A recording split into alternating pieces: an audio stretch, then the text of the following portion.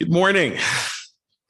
Yesterday, Sharon Haskell of Tikva Chadasha, her name is not Sharon, Sharen, I think in Hebrew, Sharon Haskell of Tikva Chadasha, and Boaz Toborowski of Yesh Atid proposed a bill in the Knesset which would legalize poker games here in the state of Israel, allowing for Israel to host poker tournaments. I don't know, is that something that we really want here in the state of Israel? But just as a footnote or an interesting aside, in 2015, Netanyahu proposed an idea of opening up a casino in Eilat, making gambling legal in Eilat to encourage tourism. But that never got off the ground. But again, is that something that we want here in the state of Israel? And yesterday's news comes on the heels of an interesting story. I don't know if you saw this, but there's a frum Jew, frum Yid involved in finance and investments by the name of Gershon Distenfeld, formerly of Bergenfield, which is right next to Teaneck. And now he lives in Hollywood, Florida with his family, recently moved there, who just won, Mamish, a couple weeks ago, just won first place in the World Series of Poker, a prize of over $200,000. I wrote it down, $204,063, and will be giving the entire sum to tzedakah. Last year, he came in 8th place and won over $125,000 and gave the entire sum to tzedakah. So this was reported in the secular media, in the Jewish media in the United States, got a lot of attention. But is that something that a good Jewish boy should be doing? That's what we'll ask this morning. Is gambling kosher? By the way, just as a follow-up to this story, I saw online that this Gershon Distenfeld, who won this big pot, this big sum of money in the World Series of Poker, he sponsored some shiur. It was being sponsored by him, and it was printed that it was being sponsored with the money that he received from the tournament, with the tournament money. And then there were some rabbis who voiced opposition online. They said, is that really appropriate? Is that something that we want to advertise? Is that the messaging that we want to get across to our communities and to the young people in our communities? Is this is this behavior that we want to be praising? And it's one thing to take the money for the share. It's another thing to advertise that this is coming from his winnings from the tournament. So, well, right, and here in the state of Israel, of course, the Mifal HaPayis, the national lottery, uses that money, some of that money, and puts it back into the community. They have in every neighborhood buildings that have been built with the money from Israel's national lotto, schools, all sorts of different things, contests, all different things that they put back into the community. But is lotto permissible? How does the Torah, how does halacha view gambling in general? What about a lottery ticket?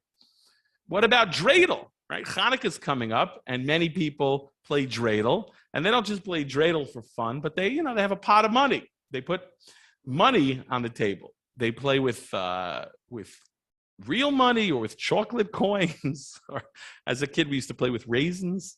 Okay, what about dreidel? So that's our question this morning: is gambling kosher? And if you'll take a look at this, the first source on the source sheet, source number 1, the Mishnah in Masechet Sanhedrin, which appears on Daf Chav Dalet Amud Bet at the bottom, the Mishnah teaches the following. The Mishnah is dealing with those individuals or categories of individuals who are invalid. They are pasul. They are disqualified from serving as witnesses and as dayanim, as judges. Right? Rashi makes the Kal V'chomer, like if they're invalid or if they're disqualified to serve as witnesses, Kosher came. dayan. All the more so they can't serve as a dayan. And that's a qualification to be a dayan. You have to be kosher to serve as a witness. But in any case, the Mishnah begins as follows, where I've underlined, Ve'elu hein hapsulim. These are those who are disqualified, who are pasul from serving as witnesses or judges. Hamsachek bekubia, someone who plays dice, right? Kubia, cubes. Someone who rolls dice, someone who plays dice. V'amalave beribit, someone who extends a loan with interest, who lends with interest. V'amafriche yonim, someone who races pigeons. Now this too, pigeon racing is a type of gambling. The Gemara will go on later on and explain why the Mishnah has to teach both someone who plays dice and someone who bets on pigeon races. Okay. V'sochare shvi'it, and someone who does business with shvi'it, with the produce of the 7th year, with shmita produce. Okay. This is a shmita year, of course, and we've touched on this in the past, that you can't do commerce, you can't sell shmita produce. There's certain ways you can sell it. You can give it as a gift, and you could pay someone for their time, or you can do what's called havla'ah or hakafa. You can kind of, sell someone a lulav for a higher price and include for free the etrog of shvit. That's the Mishnah in Masechet Sukkah and the Gemara there. You can have your son or someone else sell it, but only minimal. You can do a type of minimal commerce. But someone who does business with shvit also is invalid to serve as a witness. Now, obviously, we're concerned with this misachek bekubia. Okay? And then, just skipping to the end of the Mishnah, we have a statement from Rav Yehuda. Amar Rav Yehuda, Eimatai. When? Meaning, when are these individuals, or specifically the dice player, the gambler, when is the gambler disqualified from serving as a witness?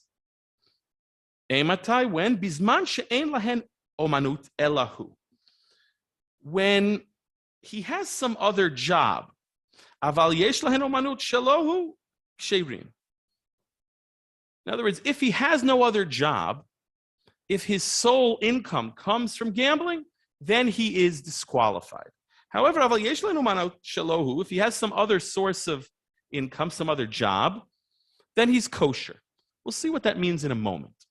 Okay, or at least what the Gemara assumes that to mean. But Rashi bases this disqualification on a pasuk in Sefer Shmot, Perek Chav Gimel. I put it down here in source number 3. The pasuk says, "Al tashet yadcha im rasha liot ed Hamas." Don't join your hand together with the wicked to be an evil witness. So the way Chazal understand that pasuk is these different things, and we'll see in a moment that maybe gambling is a form of theft. So don't join together with the Rasha, who is a thief. Don't become a thief. That will invalidate you. That will disqualify you. Okay? That will prevent you from serving as a witness. And Rashi says, "V'kol sheken dayan." Now, take a look at the Gemara there in source number 1. The Gemara has a machloket between Rami Bar Chama and Rav Sheshet as to why the gambler is disqualified. Rashi says it has to do with not joining together with the wicked, and if one is a gambler, he's considered wicked, and then he cannot serve as a aid, right? That's what the pasuk is teaching. If you're going to be wicked, you're going to hang out with the wicked, you're going to join together with, if you're going to be wicked, then you're going to be an evil witness. We're not going to let you serve as a witness. But what disqualifies the individual? What about gambling disqualifies the individual? So there's a machloka between Rami Bar Chama and Rav Sheshet. Okay? Here, take a look at the Gemara. The Gemara asks, Misachek bekubia mai ka'avid. Someone who plays dice, what has he done? What has he done wrong to disqualify? or literally, what does he do? My Kavod, what does he do? But what has he done that disqualifies him from serving as a witness? Amar Rabbi Bar Chama mishum dehava asmachta. According to Rabbi Bar Chama, the reason why he's disqualified is because gambling is called asmachta. It's deemed asmachta. The asmachta lo kanya. And asmachta is not a kinyan. It's not a binding type of transfer of property or of money. Okay, well, what is asmachta? Asmachta literally can be translated to mean reliance, right? In modern Hebrew, if you're somech on someone, it means you rely on them. Okay, you lean on them, literally. But an asmachta is a reliance. It's a type of agreement. It's hard to even call it an agreement, but it's a type of deal that you and I have, which is based on speculation, something speculative. Okay, if this happens, then I give you money, or if that happens, then you give me money. And Rashi gives a few examples from the Gemara in Masechet Bava Metzia and Bava Batra, where we have different examples of people entering into these type of agreements. Okay, but it's based on speculation. And the reason why asmachta is not a kinyan, that's what the Gemara says here, asmachta lo kanya, it's non-binding. It's a non-binding type of thing, is because no one wants to lose. And everyone thinks that they're going to win, right? And therefore, you could say that when I entered into this agreement with you, I never really meant to give up my money or to give up my possessions to you, because I was hoping that I would win. I entered into this transaction, this agreement, with a certain amount of confidence, with a certain amount of belief that I would win. And so therefore, when I lose and you take my money, right, you're taking my money unlawfully. And it's actually considered a type of theft. It's take a look at Rashi on asmachta here. Rashi says, "Hainu davar de'eino noten lo midato, ela somech al davar sheino." He's not giving it with his full dot, his full intent and knowledge and understanding. Rather, he's placing himself, he's somech al davar sheino, on something that may or may not happen. Disavur shehu yachol lenatzech, because he's hoping that he's going to win, that he's going to be the winner, that that's going to be the outcome. Upamim shemenatzchin otan. Sometimes, indeed, he is the winner, but sometimes he's the loser. It's speculative. And Rashi says, "Lo kanya, why v'hava le ke'ein gezela biado." It's ke'ein gezela. It's like theft. It's avak gezela. As we'll see, the Rishonim explain that it is a type of gzela that is asur midrabanan. It's a rabbinically prohibited type of theft. Because when we engage in a transaction, right, there has to be gmirat dat. There has to be full disclosure. Right? We all have to understand what we're getting ourselves into. Okay? You purchase land from me for a set amount. You have to know what that land includes, what's on that land, what's on that piece of property. And I have to divulge all that information to you. You purchase a silo from me with some sort of grain in it. Well, you have to know how much grain is in that silo. You can't just purchase a silo of grain. There could be nothing in it, or it could be full. So when we engage in a transaction, a business transaction in Jewish law, there has to be gemirat dat. You have to know what you're getting yourself into. And the problem with asmachta is it's speculative. It's like, if this happens, then you give me money. If that doesn't happen, then I give you money, right? Or if this happens, I give you money. If this happens, you give me money. But the losing party is always going to feel cheated because they were hoping that they were going to win. They were confident that they were going to win. And that's the problem. That's asmachta. And that's why we say asmachta lo kanya. It's not a real kinyan. It's not a kinyan gamur. Because there is no intent. There is no full, wholehearted intent, because I'm hoping I'm going to win. Okay, since it's speculative, and that's what asmachta means. I'm relying on the fact, that I'm going to win. Okay, I'm relying on the fact that the outcome will be in my favor. And when it isn't, you take the money. Even in casinos, they talk about the house takes the money, right? Takes. What does it mean? Takes implies that I don't give it willfully. And so it's a type of theft. Okay? So that's the concern here. And that's, according to Rabbi Bar Chama, why gambling prevents one from serving as a witness. Because in a sense, he's a thief. Right? And the pasuk says, Al tashet yad chaim rashaliot et chamas. Stay away from wickedness. Otherwise, you're going to be a wicked a wicked witness. Wicked witness has a ring to it. It's a good alliteration there. Yeah. So because you're engaged in a type of theft.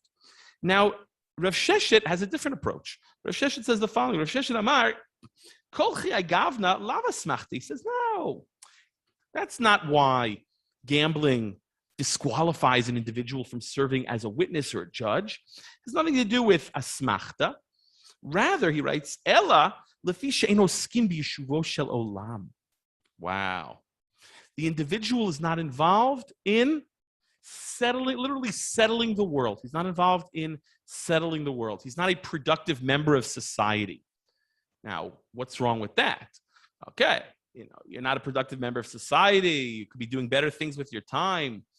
But does that make you into an Eid Hamas? Does that make you into a Rasha? Right? Al teshet yadcha im Rasha liot Eid Hamas. What's the problem there? So Rashi and others explain the problem is that because you are not involved in Yeshuvu Shalolam, you're a no-goodnik. Because one is not involved in Yeshuvo Shalom, not a productive member of society, Rashi explains they are not Bekiyin Betiv Dinin Umasa Umatan. They're not involved in the laws of business transactions, which then will lead to theft. Okay? And he continues, Einan Yirechet. And they are not afraid of sin. They don't have Yiras Shamayim, Yirat Chet. Because they're not productive members of society and they're not engaged in worldly matters, so they don't know proper business etiquette, business ethics, and they don't have fear of sin. And the Meiri says something very similar. The Meiri, it's not on the sheets here, but he also says that by the fact that they're not productive members of society, they don't know what we would call today, right, in contemporary halacha, business halacha, or the halachot of the workplace, right? There's so many classes and books on the halachot of the workplace. So that's what Rashi and the Meiri say. The Meiri says that they also are fluent in lying. Again, they're not involved in being productive members of society, so they're just sitting around gambling, and they're lying, and they're cheating, and they're stealing. And the Meiri goes on to say they don't have concern for other people's property. Right? These are the guys that are just hanging out all day playing dominoes, playing sheshbesh, gambling, playing 3-card Monte, as opposed to people that are doing something productive with their time. Okay. Now take a look at source number 4. This is the Perush HaMishnah of the Rambam.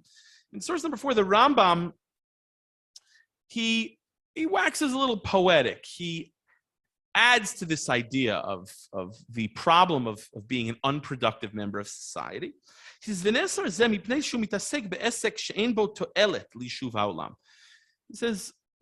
reason why, according to Rav Sheshet, someone who is a gambler is disqualified from serving as a witness is because he's not involved in this goal of being a productive member of society. He's literally settling the world. And the foundation of this, the kernel of this, is actually found in our Torah. He says that, according to the Rambam, and this is very consistent with the Rambam's worldview, with the Rambam's philosophy, a person in this world should be involved in 2 things. One of 2 things, he writes. O b'chokhma, la'ashlim ba'et atzmo, o be'esek she'uilo b'kiyum ha'olam, kigon omanut o mischar. Person should either be involved in acquiring wisdom for himself, meaning Torah study, or he should be involved in work, in becoming a productive member of society and working for a living. okay, in some sort of business. Now, the Rambam would say even someone who's involved in a business has to dedicate time to Torah study. It's not one or the other, right? And the Rambam discusses this at length in his Hilchot Talmud Torah, as well as in other places as well. And he says, and he says, now he says, it's better to do less business and study more Torah. As the Mishnah says, work a little bit and engage in Torah study. Okay? Without further elaboration, the Rambam, explains that the problem is this person's not a productive member of society. He's not working for a living. He's not learning Torah. If he's not learning Torah full time, at least let him work for a living. But this guy's not even working for a living. At least let him listen to the Daf Yomi on his commute to work. But even that he's not doing. Okay? And as I said, according to Rashi and the Meiri, there are other concerns as well about unethical behavior because a person is not doing something productive. Like they say, idle hands, right? I don't think that's a Jewish statement, but in any case, the Gemara now asks, if you go back to the Gemara where I've underlined next, the Gemara asks, "My benaihu." What is the practical difference between the opinions of Rabbi Bar Chama, who says that it's like a type of theft, it's an asmachta and asmachta lokanya, or Rav Sheshet, who says that it's because he's not involved in Yeshuvo Shalom? What's the practical difference? So the Gemara says, "Ika benaihu." The Gemara, Omanuto or omanuta acharite. Okay, the practical difference would be ikabenayu de gamar umanuta achariti. The practical difference would be if the gambler has learned another profession, meaning if he's not a full-time gambler. Okay, what does that mean? So if he's not a full-time gambler, so he's got another job and he just gambles recreationally. So then that solves the issue according to who? According to which opinion? Well, Rav Sheshet. We explained, Rashi was explaining Rav Sheshet. In other words, if he has some other job, then according to Rav Sheshet, he can still serve as a witness. Why? Because he is involved in Yeshuvu Shel Olam. He's not gambling full-time. He has a job. He's just gambling recreationally. However, if we say like Rami Bar Chama that the issue is asmachta, and asmachta lokanya, it's a type of gzela, it's avak gzela, it's a rabbinic type of theft, then even if he has another job, that still doesn't address the concern. It's still theft, even if you have another type of job. And so according to Rami Bar Chama, he would still be prohibited from serving as a witness. He would still be disqualified. Okay, so that's what the Gemara is getting at. The Gemara says, what's the difference between these two opinions? The Gemara is playing ping pong. The Gemara is trying to reconcile Rami Bar Chama with Rav Sheshet, right? So the Gemara says, what's the difference between the two opinions? The difference would be if the guy has a job, if he's learned a trade. If he has another job and gambling is not his sole profession, so then, according to Rav Sheshet, it's not a problem because he is involved in Yeshuvu Shel Olam. Now, the Gemara continues and tries to find support for Rav Sheshet from the Mishnah itself. Because what did Rabbi Yehuda say in the Mishnah? Matai, when is the person disqualified? Bisman she'en lahen omanut elahu, when he has no other job except for gambling. Aval yesh lahen omanut shelohu k'sheirin. So it sounds like Rav Sheshet's opinion is consistent with Rabbi Yehuda's opinion in the Mishnah. And the Gemara asks about the opinion of the Chachamim. Is there a machlokes in the Mishnah, perhaps? Perhaps the Chachamim argue with Rabbi Yehuda, and do the Chachamim paskin like Rami Bar Chama? And is there a machlokes in the Mishnah? Or can you say that even according to the Chachamim and Rabbi Yehuda, they paskin like Rav Sheshet? Like in many places, this Gemara is really left unresolved. And so we have a machloket. Machloket between Rami Bar Chama, who says the problem is a smachta, that it's a type of theft because I'm hoping that I'm going to win, and he's hoping he's going to win. So when he takes my money, it's like ki'ilu, he's stealing my money. It's as Rashi says, ke'en gezela biado, where Rav Sheshet says the issue is he's not being a contributing member of society. And as we saw, the difference between the two opinions is what if he has another job?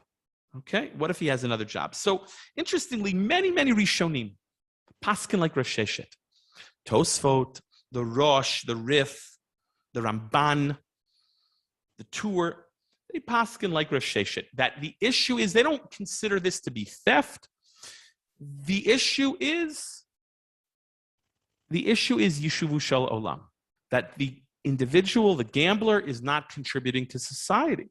But if he has another job and he is contributing to society, so maybe that does not invalidate him, that does not disqualify him as a witness. According to these Rishonim, a guy who's, has a job and supports his family, and he's a productive member of society, and once in a while he goes to Atlantic City or he goes to Las Vegas, according to many Rishonim, at least in theory, that would be okay, because we paskin like, according to many Rishonim, we paskin like Rav Sheshet. Again, there's a machloket in the Gemara between Rami Bar Chama and Rav Sheshet. Rami Bar Chama says it's a type of theft. Rav Sheshet said he's not a contributing member of society.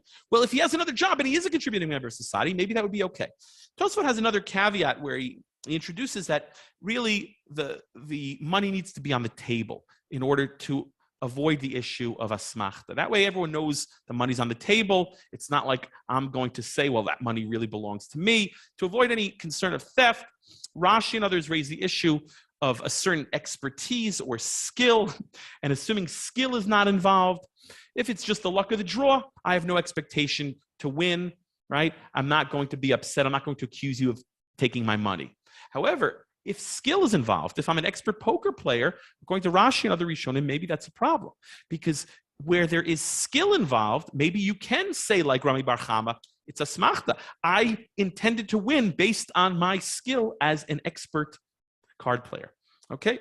But as I said, it's a machloket with many Rishonim paskening like Rav Sheshet, that the concern is Yishuvo Shel Olam.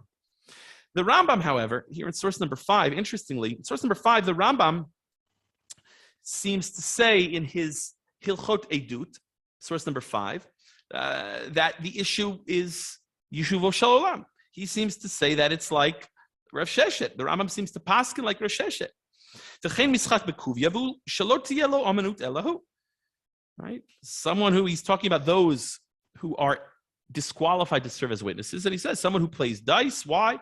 He can't serve if he has no other occupation, because then he's not involved in Yeshuvo Shel Olam. He's a professional gambler, and professional gamblers are disqualified.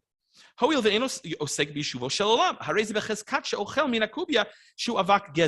he introduces avak gzela. He gives other examples of gambling using shells. They used to put things under shells, and the shells or nut shells or rimonim, using pomegranate peels. Okay, like 3-card Monte, I suppose. And he continues with racing different types of things like pigeons in the Mishnah, but the Mishnah is just giving an example. He says other animals, chayav, all different types of things. Nowadays they have horse races, dog races. Okay, back in the Rambam's day, they raced other types of things, maybe birds. But in any case, here it would seem that the Rambam paskins like Rav Sheshet. However, in source number 6, in Hilchot Gzela v'Aveda, in the 6th chapter there, it sounds like the Rambam paskins like Rami Bar Chama.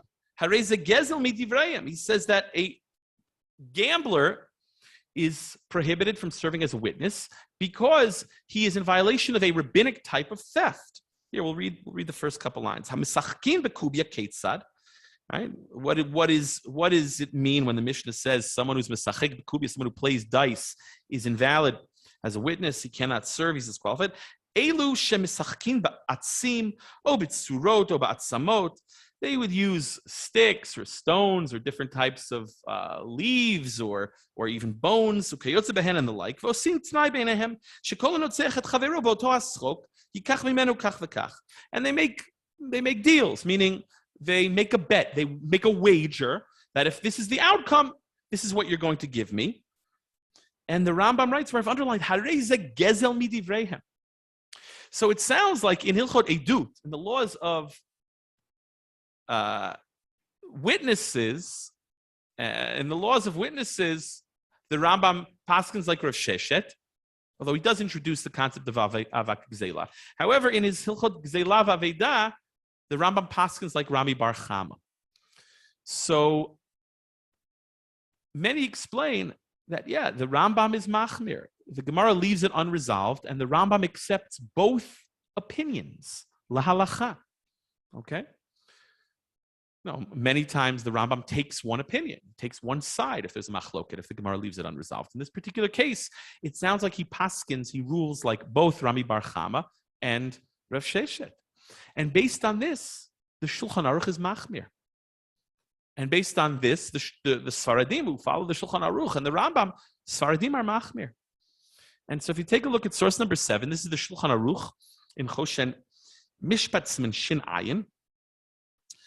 The Shulchan Aruch paskins, Yesh Devarim She'asru Chachamim Mishum Gezel. There are things that our sages prohibited because of theft. This is not theft on a Torah level. It's a rabbinic type of theft. We said it's asmachta. It's where I was hoping that I would win. I was sure that I would win, and you won the wager, you won the bet, you took my money, but I never wanted to give you my money. There's no gemira dat. It's ke'ein gezel biado. Okay? Ke'ein gezela biado. So the Shulchan Aruch writes, there are things that are prohibited because of gezel. Over aleihem harei ze gazlan midivreihem. And someone who violates one of these things is in violation of a rabbinic type of prohibition of theft, rabbinic theft. Mafricha yonim, someone who races pigeons. Umisachkim bekubia, someone who rolls dice or any type of gambling. So the Shulchan Aruch, right, paskins like the Rambam in Hilchot Gzelah, who paskins like Rami Bar Chama, that you cannot gamble because it's theft, even if it's not your sole profession, right? Even if you're just doing it recreationally, if the concern is taking someone's money, which does not belong to you, a rabbinic type of theft, if it is indeed asmachta, that's how he paskin, then there's no room for discussion even. Gambling, any type of gambling would be asur. And many Sfaradim paskin like the Shulchan Aruch, and that's how we'll see in a few moments, Rav Ovadia Yosef paskins in a tshuva. Okay? Yeah, we'll see. Yeah, we'll see a tshuva in a moment where Rav Ovadia was asked about lottery tickets. Correct. He was asked about lotto. Okay? So the Shulchan Aruch is machmir, but then in Siv Gimel, the Shulchan Aruch records the opinion of the Tur, right, which is really the opinion of Rav Sheshet, that, well, maybe if it's not his primary profession, and since he's involved in Yeshuva Shalom, maybe we paskin like Rav Sheshet, that so long he's not a professional gambler, if he's only doing it recreationally, and that implies he's involved in Yeshuva Shalom. He is a productive member of society. He holds down a job, okay? So we're not concerned for Yeshuva Shalom, because he is involved in Yeshuva Shalom, right?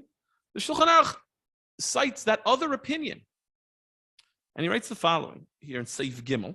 Yesh Misha Omer, there are those who say, it's not theft, someone who rolls the dice. Problem is he's involved, okay, in unproductive things. This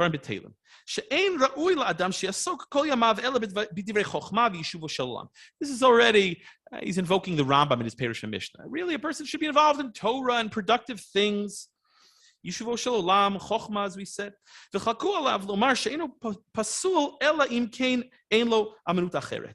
And as we saw, right, there is such an opinion that says that he's only disqualified from serving as a witness when he is not involved in Yeshuva Shalom, when he has no other type of profession. But since he has another profession, he's only gambling recreationally, it's permitted. Okay? And then the Ramah here adds, in the italics, the Ramah writes, Aval im yeshlo omanut acheret. If he does have another job, another profession, afilu misachek im Yisrael eno pasul.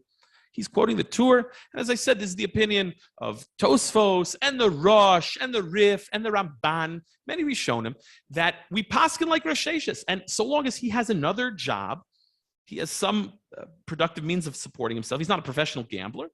Even if he gambles against a Jew, that doesn't disqualify him. Ukvar pashata minhag kisvara hachrona lischog bikuvia. And the Ramah writes the following, and this is a crucial line, and many poskim rely on this Ramah. Again, at least Ashkenazi poskim from the Bnei Ashkenaz, The minhag has already been established. Kfar pashat haminhag, it's already proliferated. The custom has already proliferated to accept this svara achrona and to permit someone to gamble, again, so long as it's not his sole profession. He's not a professional gambler. Ve'ein pasul ela mi she'ein lo omanut elahu. And we only disqualify someone who has no other profession. He's a professional gambler and doesn't do anything else with the time, because then he's not involved in Yeshiva Shalom. So what the Ramah is saying is we've adopted the minhag according to Rav Sheshet. We paskin like Rav Sheshet. And that's the minhag that has become crystallized. That's the word I was looking for, crystallized. This is the psak, or the minhag that's become crystallized. We allow one to gamble recreationally, okay? And he's only disqualified if gambling is his sole profession. And so those who allow gambling, whether it's a lotto ticket, whether it's, going to Atlantic City or Vegas, there might be other problems going to Atlantic City or Vegas or hanging out in casinos, as we'll see. But here in source number 8, the Mishnah Brura in Hilchot Shabbat doesn't like this, even for Ashkenazim. In other words, we said the Ashkenazim can rely on the Ramah, right? In fact, in his tshuva on the topic, Rav Ovadia, as he often does, quotes the famous line of the Chasam Sofer, Ubnei Ashkenaz or Bnei Yisrael yotzim biyad Ramah. Chasam Sofer, in speaking about and related to how the Ramah is so central to Ashkenazic practice, he quotes the pasuk which describes how the Jewish people left Mitzrayim with an upper hand. Okay, Ubnei Yisrael yotzim biyad Ramah. There, it's with a hey, an upper hand, but Chasam Sofer has this play on words. Bnei Yisrael yotzim biyad Ramah with an aleph. We follow the Ramah, Rabbi Moshe Isserlis. He is the one we find to be authoritative. So he paskins like Rav Sheshes. We can be lenient. We don't say it's theft. If you say it's theft, there's no way to get around it. You can't gamble. It's theft. It's a form of theft, right? It's only rabbinically prohibited, but it's a form of theft. It's avak gezel biado, avak gezela biado. If you paskin like Rav Sheshet, okay, you could say it's only recreational. If he's a professional gambler, if it's the only thing he does, okay, he's an oisvarf. He's a non-productive member of society. So we paskin like the Ramah. However, the Mishnah Brura here in source number 8, this is interesting. This is about playing games on Shabbos. So the Mishnah Brura says it's prohibited to play games like this on Shabbos, because you can't engage in a business transaction on Shabbos. I don't want to get lost, but there's a whole discussion about certain types of games like Monopoly, where there's money exchanged. Even if it's Monopoly money, it's some sort of bartering, some sort of masa umatan. Is that permitted on Shabbos? I don't want to get into that right now. You'll consult your local Orthodox rabbi. But the Mishnah Brura is talking about playing games on Shabbos, and he says these games, even during the week, you can't play them. Okay? So, and the Mishnah Brura is speaking to, the Bnei Ashkenaz. The Mishnah Brura was living in Lithuania. He died in 1933. Chafetz Chaim, the Mishnah Brura, dies in 1933. But even for Ashkenazim, he's machmir, it would seem, here in source number 8. The kubya hu avak gezel midivreihem. He adopts the opinion of the Rambam, of the Shulchan Aruch, the opinion that we saw in the Gemara of Rabbi Chama, Rami Bar Chama, that it's called a type of gezel. It's avak gezela. It's a form of, it smacks of theft. The kubya hu avak gezel midivreihem. It's a rabbinic type of theft. She'ein dato lahaknoto b'kinyan gamur. Because the individual who's giving up his money, who lost the bet, had no intent to give up his money. He's not doing it with a full heart. Okay, with Gemira Dav, it's not a kinyan gamur. Ulahachi asur av bechol. And the Mishnah says that therefore, even during the week, it's prohibited. Right? Even for seemingly Ashkenazim who paskin like the Ramah. And that's what the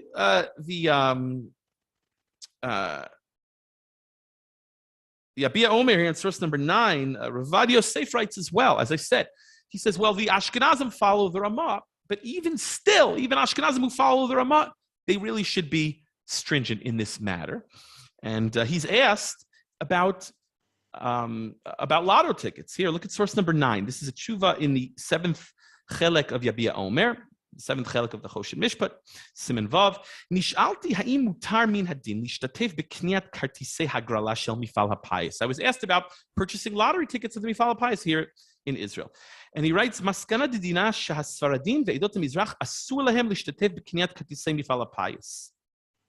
Okay, it's asur for Sfaradim to buy lotto tickets. That's how Rav Ovadia paskins. Why?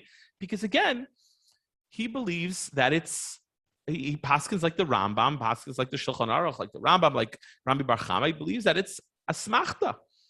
Now, by the way, there are poskim that allow lotto tickets. They say maybe lotto tickets is different than gambling because with a lotto ticket, there's no skill involved. You really have no intent to win. You're not actually think you're not going. It's not like a smachta where you're going in assuming you're going to win, and therefore you're not going to give up your money. You purchase a lotto ticket knowing that it's just total chance. There's no skill involved. Rav Sternbach allows the purchase of a lotto ticket, as well as Rav Avram Shapira has an article in Tchumen. He allows lotto tickets, and other contemporary poskim allow the purchase of lotto tickets for other reasons. Okay, but Rav Ovadia feels that for Sfaradim it's like gambling, and Kedarka Kodesh is a long tshuva. I only gave you a few lines of it, but he paskins like the Shulchan Aruch, Marana Mechaber, who paskins like the Rambam, that it's a smachta, right? Like Rabbi Bar Chama. And then he continues and says there's another concern about betting on sports games which take place on Shabbos. So you are benefiting from Chilul Shabbos, which is a problem. You are assisting in their Chilul Shabbos, encouraging in their public Sabbath desecration, which is a problem. And you're part and parcel. It's siyua le'ovrei aveira, he writes. And he says, even for Ashkenazim, he says, v'af la'ashkenazim yesh la'asur bazeh. Rav Ovadia writes, even for Ashkenazim, it's prohibited. Now, it could mean it's prohibited because of what? Because of Shabbos desecration. You're betting on sports games that are taking place on Shabbos. Or you could mean, no, even Ashkenazim, really, you see like the Mishnah Berurah, should paskin like Rabbi Bar Chama, like the Rambam, like the Shulchan Aruch, that it is a form of theft. So you could read that tshuva, the end of that tshuva, in one of two ways. That he's just speaking about Ashkenazim should be machmir because of possible Shabbos desecration, or no, they should be machmir because maybe it's also theft. Okay, so Rav Ovadia is machmir. Rav Moshe Feinstein has a tshuva where he discusses things like bingo or also card games and things. And he writes that, yes, while technically for Ashkenazim it's permissible, we paskin like the Ramah, who paskins like the Rishonim that rule like Rosh Hashanah, but nevertheless, he says these things like card games and bingo and gambling, he says, Hein dvarim muchuarim. They're really ugly things. They're disgusting, detestable things. And really one should stay away from them because it's moshav leitzim. So in other words, even if you want to paskin like Ramah, technically, as long as you're not a professional gambler, you have another job, you're involved in Yeshivah Shalom, maybe we paskin like Rosh Hashanah, that's how the Ramah paskins, I'm Ashkenazi, I could be lenient. But the question is one of, beyond just the letter of the law, who are you hanging out with? Right? Is this a productive use of your time? And who are you hanging out with? And certainly, I've never been inside of a casino. I don't gamble. My father never gambled. My mother never gambled. My father only stepped foot into a casino to maybe make a special delivery. He's in the pickle business and sells all sorts of foods, the food service industry. And at least at one point, had a lot of customers among the casinos in Atlantic City. But Rav Moshe writes that, well, yes, technically, according to the letter of the law, the Ramah paskins like Rosh Hashanah, paskins like the Rishonim that hold like Rosh Hashanah, that so long as you're not a professional gambler, it's permitted to gamble, right? But do you really want to be playing these games and spending your time with a moshav leitzim? That's Rav Moshe. We'll end with a fascinating tshuva, or a piece from a fascinating tshuva, at the very bottom of the page, source number 10. This is a tshuva of the Rivash, Rav Yitzchak Bar Sheshet. Interestingly, Rav Yitzchak Bar Sheshet, we had Rav Sheshet in the Gemara, so you'll see what he writes. Rav Yitzchak Bar Sheshet, he lived in Spain from 1326 to 1408.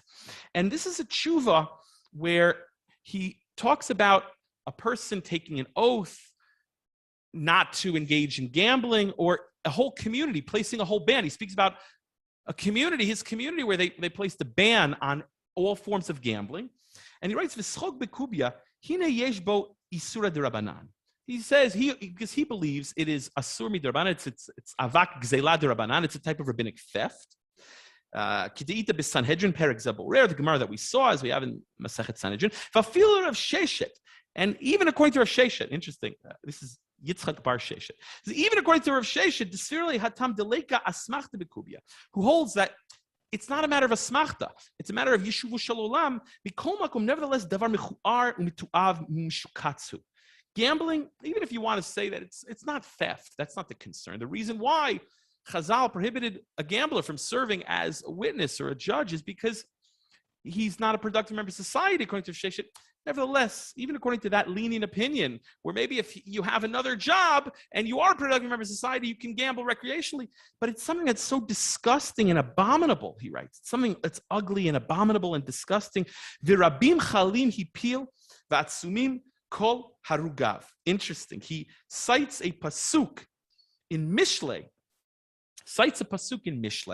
in the 7th chapter there, that says, many are those who she killed, she struck dead. Rabim chalim hipil v'atsumim kol harugav.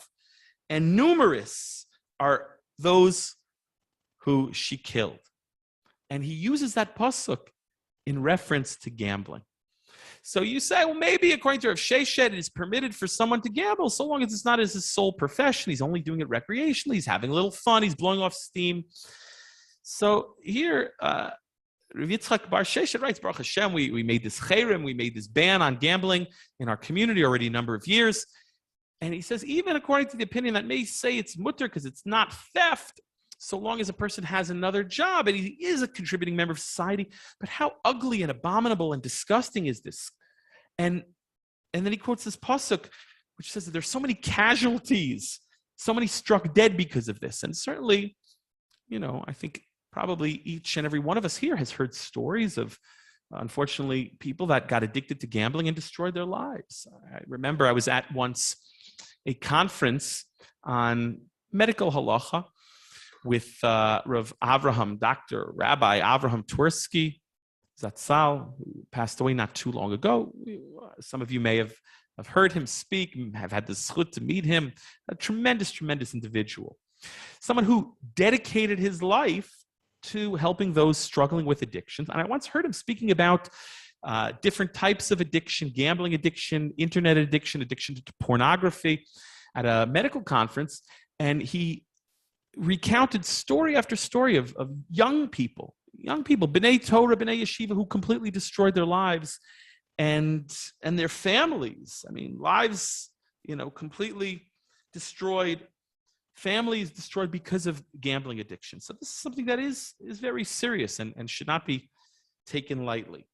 When it comes to Chinese auctions in shuls or casino night in shuls, which in some places are permitted, even in the United States, if it's like for a nonprofit organization and it's not real gambling, or bingo nights in shuls, there are poskim that allow it if the money is going to tzedakah, okay?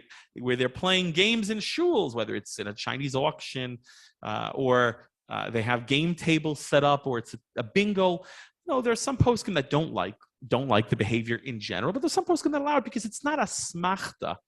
If your hope is that the money's going to go to the shul, right? These game nights at shul, the hope is that the money is going to go to the house being the Beit Knesset, right? So there are poskim that permit it in such a case because they say there is no concern of asmachta whatsoever. So we're not concerned for the position of Rabbi Bar Chama and the Rambam and the Shulchan Aruch and Rav Ovadia, v'od, because it's not asmachta, because if the house does take your money, you're not crying, you stole my money, right? If you lose the wager, the bet, the game, in a sense, you're happy because the money is going to a good cause. So there are such poskim that allow these game nights for a shul, for a Jewish organization, when it is for charity, for tzedakah, etc. What about a dreidel? So it's interesting. There are some opinions that are machmir. So yeah, maybe it's like a smachta.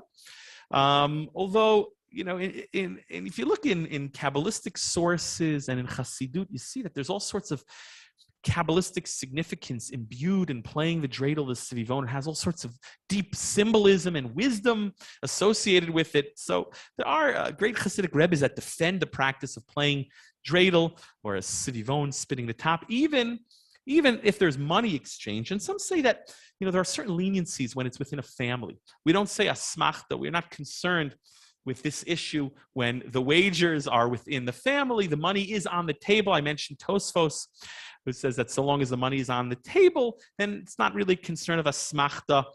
And some poskim also mention that since it's such a small amount of money that's being exchanged, I don't know, by us we use gold coins. I know those not real gold, obviously, the chocolate coins, the chocolate geld.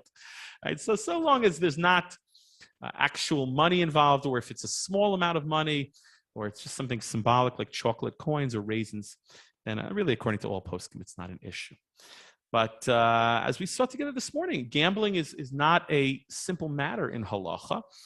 And we'll see what happens with this proposal, this bill that was proposed in the Knesset yesterday to legalize poker here in the state of Israel and allow for poker tournaments here in the state of Israel. We'll see what happens. I don't think it's going to pass. I think there'll be a lot of opposition against it. I'm sorry. Well, so in that case, you might argue that it would be a michshol lifnei iver, or maybe not michshol lifnei iver on a Torah level, but siu la'ovrei avera. You are assisting people in violating some prohibition. You're making it available to them. Okay. Yeah. Right. So again, Rashi says if there's skill involved, and if you're hoping that you are going to win, and assuming you're going to win and not give up your money, you could argue that maybe there's a smachta involved, and that's Rami Bar Chama, that's the Rambam, that's the Shulchan Aruch, smachta lo kanya. It's a type of theft, No, just the opposite. If there's skill involved, then that's what Rashi says, and other Rishonim also. If there's skill involved, you are confident that you are going to win. And then when you lose, it's as if your opponent has taken your money, right? Against your will. It's a type of theft. It's an avak gzela derabona, as we saw this morning. Okay. Have a wonderful day, everyone. Take care.